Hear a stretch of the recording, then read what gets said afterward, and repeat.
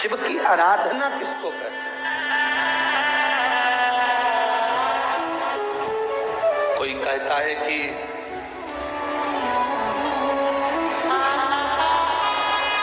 क्यों भटक रहे हो, क्यों जा रहे हो यहाँ वहाँ। हम कहते हैं तुम भटको भी मत, कहीं मत जाओ। तुम्हारे घर के नजदीक में जो शंकर का शिवालय हो, तुम्हारे घर के नजदीक में जो शंकर का मंदिर हो, शिव मंदिर हो, शिवालय हो, उस शिवालय में जाकर एक लोटा जल प्रतिदिन चढ़ाना प्रारंभ करो।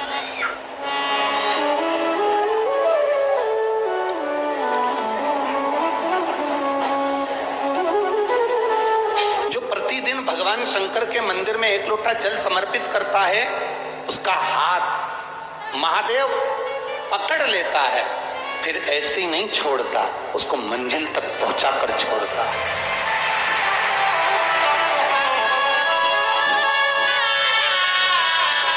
वो ऐसे ही नहीं छोड़ सकता।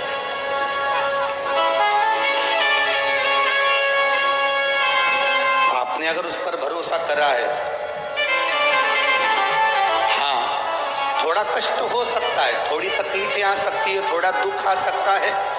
जिंदगी में थोड़े थोड़े तकलीफें हर मनुष्य के जीवन में आती है। कोई संत, कोई साधु, कोई गुरु, कोई ब्राह्मण, कोई बहुत बहुत बड़ा महाराज भी अगर तुमको कह दे कि उसकी जिंदगी में दुख नहीं है, तो समझ लेना कि झूठ बोल रहा।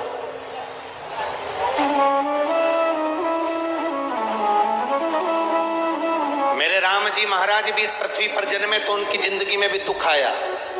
मेरे भगवान कृष्ण भी इस पृथ्वी पर जन्मे तो उनकी जिंदगी में भी दुख आया।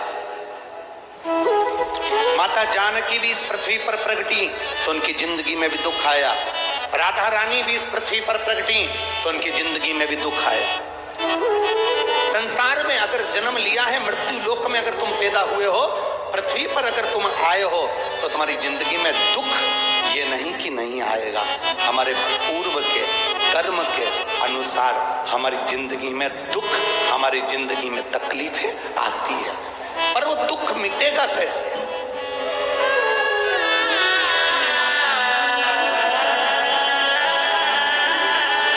राम जी का दुख कैसे मिटा था? राम पथ गमन में जहां जहां चलकर देखो, चलो आपके पास में है पंचवटी, आपके पास में नासिक लगा हुआ है, पंचवटी लगी हुई।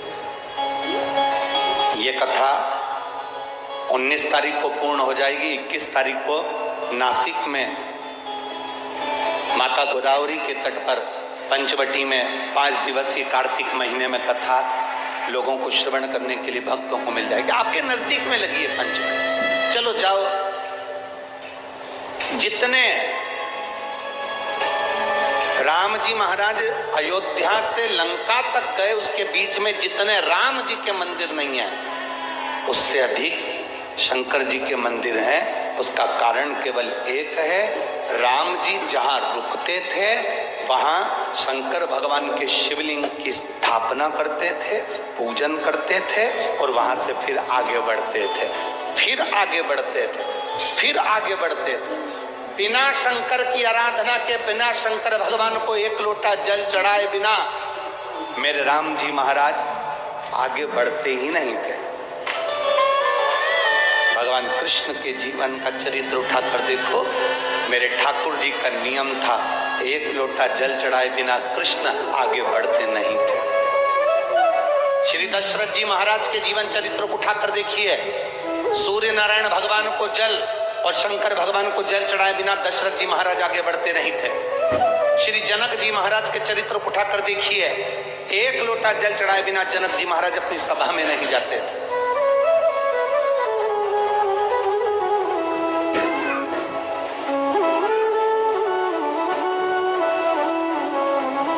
थोड़ी जिंदगी में तूफान आते हैं, कष्ट आते हैं, दर्द आता है, तकलीफें आती हैं, पर तूफान आता है तो पता चलता है ना कि मजबूती कितनी है। अभी पता चला कि नहीं चला? अरे के बोलो तो जम के। पता चला ना कि मजबूती कितनी है। ये हवा चलती है, तूफान आता है, तब पता चलता है मजबूती कितनी है।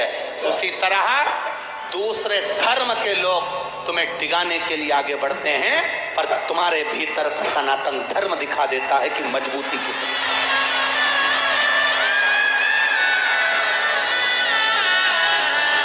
छत्रपति शिवाजी महाराज,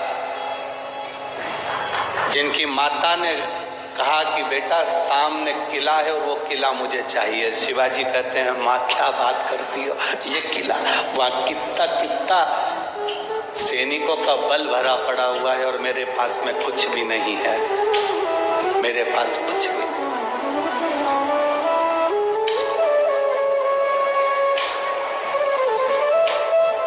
जीजाबाई के शब्द जब श्रवण किए छत्रपति शिवाजी महाराज को, छत्रपति का संबोधन स्वयं उनकी माता ने दिया है, स्वयं उनकी माता।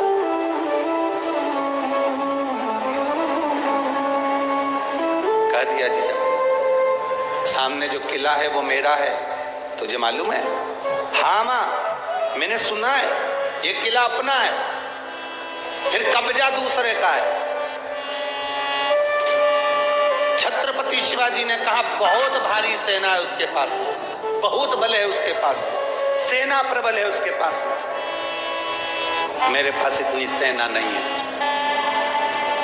मां ने कह दिया शिवाजी तेरे बस की बात नहीं है, मैं खुद जाऊंगी और किला लेकर आऊंगी। स्वयं शिवाजी ने सुना कि मां स्वयं किला लेने के लिए जा रही है, स्वयं किला। मां